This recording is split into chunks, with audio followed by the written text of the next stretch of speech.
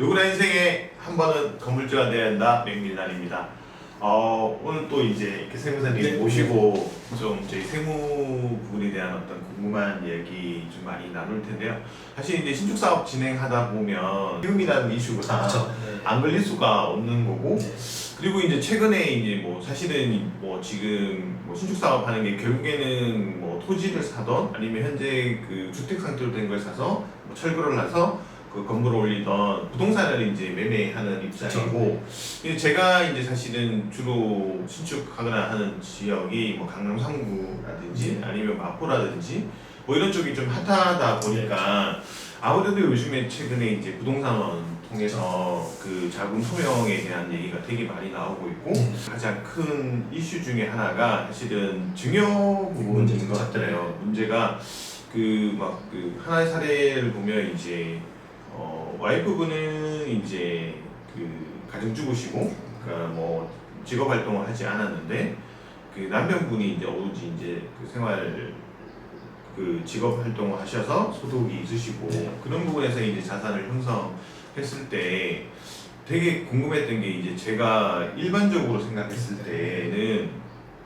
결국에는 남편이 밖에서 일할 수 있는 것도 와이프가 내조를 했기 때문에, 기여도라는 게 있죠. 예, 그 기여도라는 게 있기 때문에 그런 부분에 대한 기여분을 인정해서 뭐 나중에 뭐 이혼을 한다거나 아니면 뭐 재산 분할할 때 거의 5대5에 가까운 정도로 또는 6대4에 가까운 정도로 그렇게 이제 재산 분할이 되는 경우가 많아서, 사실은 저도 나중에 세법상으로도 그렇게 생각을 했는데 세무적으로는 좀 아닌 거라고. 네, 맞습니다. 네. 그러니까 세법적으로는 지금 말씀 주신 것처럼 우선 대한민국의 기본적인 것들은 뭐 부부의 공동 재산이라도 남편 한 명이라든지 배우자 한 명이라든지 둘 중에 한 명이라도 재산을 취득하는 경우가 많잖아요. 네네네. 그런 것 때문에, 그리고 지금 말씀 주신 것처럼 남편이 밖에서 일을 해서 돈을 벌 수 있는 것들은 배우자가 가정주부라도 집에서 기여도가 있기 때문에 네. 이혼 시 재산 분할을 반반 인정해 주는 건데, 아쉽게 증여세법 자체에서는 사실 그런 규정은 없고, 그런 규정이 없다. 기여도는 따로 없고, 네. 실제로 이제 남편이 줘서 생활비로 썼으면 다행인데, 네. 만약에 배우자가 정말 그 돈을 알뜰살뜰 잘 모아서 네. 재산을 샀다, 재산을 네. 축적했다, 그럼 그 자체가 또 징여로 그 중요로 볼 수 있는 네. 건가요? 제가 정말 궁금했던 게, 사실은 뭐 돈이 섞일 수밖에 없잖아요. 네, 말씀처럼 네, 남편이 생활비 명목으로 줬는데 그거를 뭐 안 쓰고 차곡차곡 이렇게 모아서, 또는 뭐 알바나 이런 거 하면 사실은 소득은 안 잡히는 경우가 네. 좀 많잖아요. 그렇죠. 현금으로 네. 받거나 아니면 뭐 이렇게 해서 그런 부분에서 생활비를 충당하고, 남편이 번 거는 고스란히 자기 통장으로 해서 뭐 청약 예금도 들고 자산을 형성해서 만약에 나중에 30억짜리의 네네. 부동산을 샀다. 네네. 그러면 사실은 그 실제로 어떤 세무적으로 봤을 때는 그 남편만 어떤 영리 활동을 했으니 그 남편의 어떤 소득원으로 다 봐야 되고, 만약에 취득해서 만약에 15억이라 그러면 그 반에 대한 15억에서 5대5 비율로 했다면 15억이 증여라고 볼 수 있는 건가요? 그렇죠. 기본적으로 말씀드린 것은 기여도가 없는 대신에 세법에서는 그래, 배우자에게 6억까지 비과세 해줄게. 네. 어쨌든 그걸 어느 정도의 기여도로 따지는 것 같고. 그렇죠. 근데 이제 뭐 정확히 이제 기여도라는 표현 쓰진 않지만 어쨌든 간에 배우자에게 6억까지는 비과세를 징여 쓰는 부분만큼만 6억까지밖에 안 됐다. 네, 세법 규정은 그렇습니다. 징여 대신에 상속세 규정에서는 좀 더 이제 어쨌든 간에 배우자의 공동재산이 한 사람 명의로 등기가 돼 있었다면 네. 상속했을 때 그 재산이 넘어갔을 때 배우자에게 최소 5억부터 최대 30억까지 공제가 가능할 텐데, 네. 상속세법에도 다른 규정이고. 그러면 이제 이게 막 그 동일한 어떤 현상에서도 네. 그 세부적으로 뜯어봤을 때 세법에 대한 적용은 다 틀릴 수 네, 있다는 맞습니다. 건가요? 네. 그래서 지금 말씀드린 징여 따르고 상속 따르고 또 이혼 다르고, 이혼은 이제 기여도를 인정해주기 때문에 그렇죠. 우리가 이혼 시 재산 분할이 된다면 이 재산 분할로 배우자가 부동산 일정 부분 받았다. 네. 그거는 징여세를 물리지 않습니다. 6억도 이제 말 그대로 이제 문제가, 그러면은 6억이 어떤 기준이냐. 네. 근데 배우자 간에 남편이 돈을 벌어서 배우자가 돈을 벌어주면 생활비로 써서 뭐 집안의 가계 소비, 네. 뭐 여러 가지 뭐 이자 공동의, 이제 그렇죠. 공동의 경우를 쓰는 것들은 6억이 한도 제한이 없어요.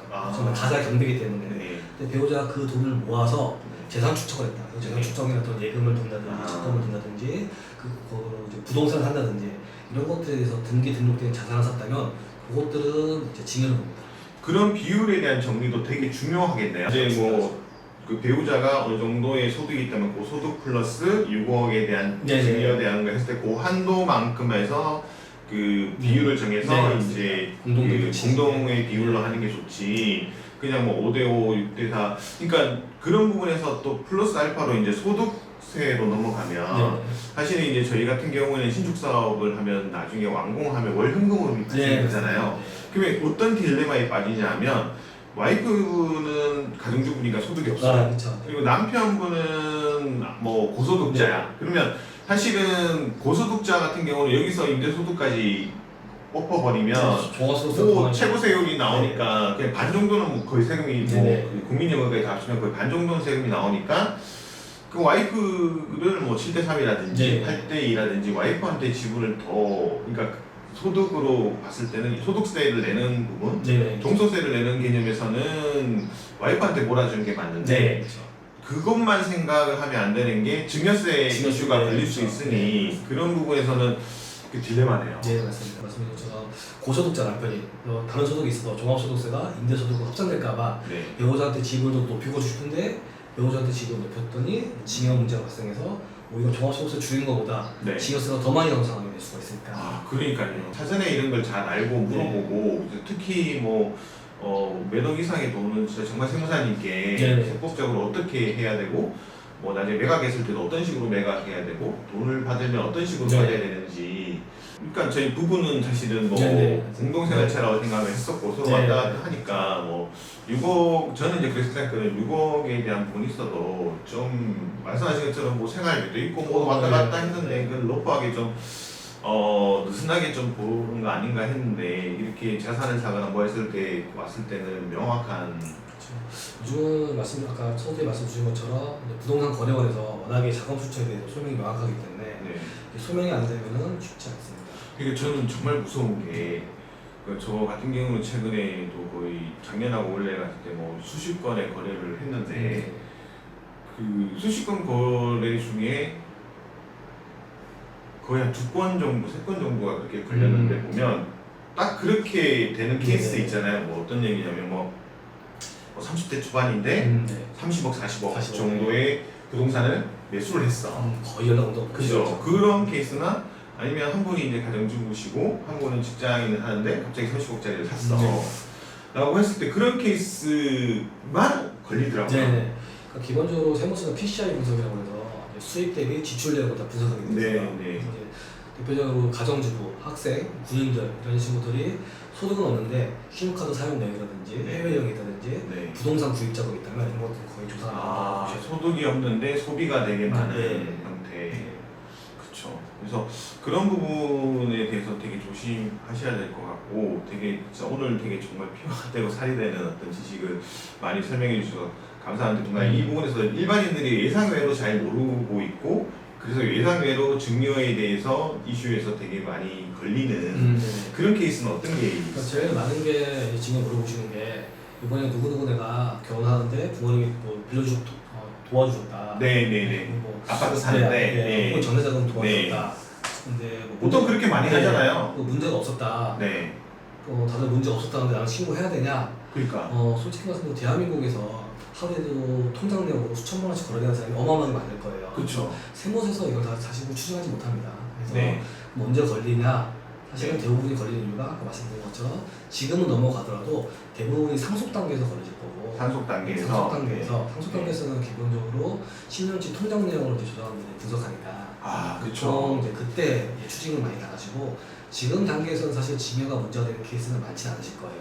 그러니까 일단은 뭔가 이슈가 발생이 네. 됐을 때 그때를 준비를 해야 된다. 네. 그런 얘기시죠. 그리고 지금 부동산 자금 부동산 이제 자체에서 이제 부동산에서 연락이 없더라도 이 단계가 부동산 거래뿐만 아니라 각 구청에서 연락 온 경우도 있고 구청에서 연락 온 단계분들은 보통 이제 취등록세. 네, 취등록세 때문에 네. 저가 거래나 고가 거래 네. 많이 연락 오고 네. 그리고 혹은 이제 부동산 거래원을 건너뛰어서 국세청에서 증여 문제로 이거 자금 아까 말씀드린 것처럼 PCI 분석해서 소득 증빙이 충분치 않은데 부동산 어떻게 샀어? 이거 증여세 한 거 아니야? 라고 연락 오는 케이스가 바로 있습니다. 그래서 부동산 거래원을 넘겼다고 혹은 부동산 거래원에서 연락이 없다고 완전한 단계는 아니고 이제 계속적으로 이제 구청이나 세무서에서 바로 조사 단계로 접수된 케이스도 많다. 이제 법인 같은 경우에 되게 이제 뭐 지금은 그렇게 많이 활발하지 않지만 과거에는 부동산 법인을 만들어서 그렇죠. 비과밀 억제권역에서 이제 뭐 실제로 주택이나 부동산 취득은 서울에 하는데 본점은 지방. 본점은 뭐 김포라든지 많이 했던 게 용인 그렇죠. 송도 이런 데 많이 네 이런 데는 이제 비과밀 억제권이니까 이제 친목의 중과도 안 받으니까 법인이 그렇게 하는 부분에서 최근에 이제 그걸 소명하라는 게 되게 많이 오더라고요. 이게 기본적으로 실제 사무실이라는 저 소명할 여지가 있을 수 있어요. 네. 실제 출퇴근 기록이 있고 실제 사무실이 있다가. 구독자분께서 혹시나 이제 법인으로 해서 비과밀 억제권역에 본점을 두시고 서울에 이제 그 부동산을 취득하신 분들은 지금이라도 그 실제로 이제 사무실을 책상을 있는 사무실 구비하고, 조그만 오피스텔이라고. 작더라도 오피스텔에 구비해서 실제로 임대업이라는 거는 업무가 대부분들이 이제 세금계에서 발급이 좀 다르거든요. 한 달에 한 번 정도 오셔서 그냥 그 컴퓨터로 세금계에서 발급만 해도 요즘은 홈택스에서 세금계에서 발급이 IP가 찍힙니다. 장소가 어딘지.